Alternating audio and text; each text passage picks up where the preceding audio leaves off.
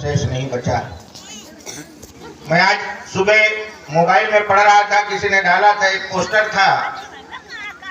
मोदी जी ने संकल्प लिया था कि 2014 में जब देश के प्रधानमंत्री बने तो उन्होंने कहा था 2024 तक किसी गरीब की छत कच्ची नहीं रहेगी, मैं सबको पक्के मकान देने का वादा करता हूँ।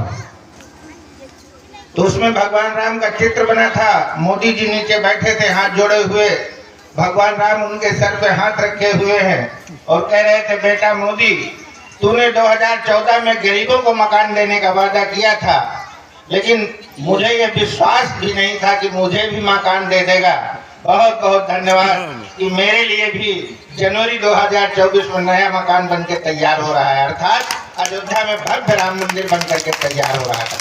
किसी ने कल्पना की थी कि राम मंदिर बनेगा? किसी ने कल्पना की थी कि धारा 370 हटेगी? किसी ने कल्पना की थी 35 हटेगा? किसी ने कल्पना नहीं की थी कि पाकिस्तान जैसा छोटा सा देश, जिसकी आबादी हमारे उत्तर प्रदेश से भी कम है, 18-20 करोड़ है, और हमारे देश की आबादी 1 अरब 44 करोड़ के लगभग है। अगर 1 अरब 44 करोड़ लोगों को एक साथ छींका जाए तो पाकिस्तान समाप्त हो जाएगा, ये मैं वादा करता हूँ।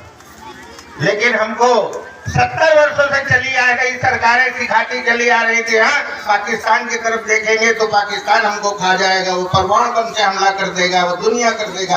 आज वही पाकिस्तान पूरे विश्व में रो रहा है, कोई उसकी मदद करने को तैयार नहीं है। जम्मू कश्मीर की धारा 370 चुटकी बजाते खत्म हो गई। ये मैं उसी दिन जान गया था जब 2019 में भारतीय जनता पार्टी की केंद्र में सरकार बनी और आदरणीय राजनाथ सिंह जी से गृह मंत्रालय हटा करके अमित शाह जी को सौंपा गया। उसी दिन मुझको विश्वास हो गया था कि ये जो अगला कदम है धारा 370 और 35 ये हटाने का है, दूसरे के बस में नहीं। और चुटकियां बजा करके 370-35 से खत्म हो गया। आज जम्मू कश्मीर में जो लोग रह रहे हैं वो ताली बजा रहे हैं। वहां भी लोकतंत्र की स्थापना होने जा रही है, वहां भी लोग स्वच्छंदता का जीवन जिएंगे। 3 राजघरानों में पूरे जम्मू कश्मीर की सल्तनत सिमट कर रह गई थी, आज वो पूरे जम्मू कश्मीर को लोकतांत्रिक देश होने का एहसास हुआ।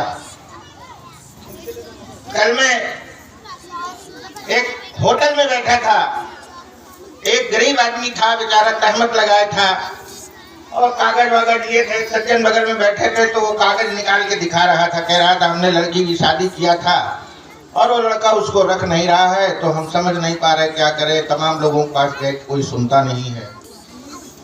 उन्होंने बहरहाल उसको समझाया कि अभी 1-2 बार प्रयास कर लो, नहीं फिर हमारे पास आना तो हम मुकदमा लिखवा देंगे। हम पैंट शर्ट पहने हुए थे, हमने पूछा दादा कहाँ रहते हो, तो गांव बताया, हसवा विकास खंड का कोई गांव था।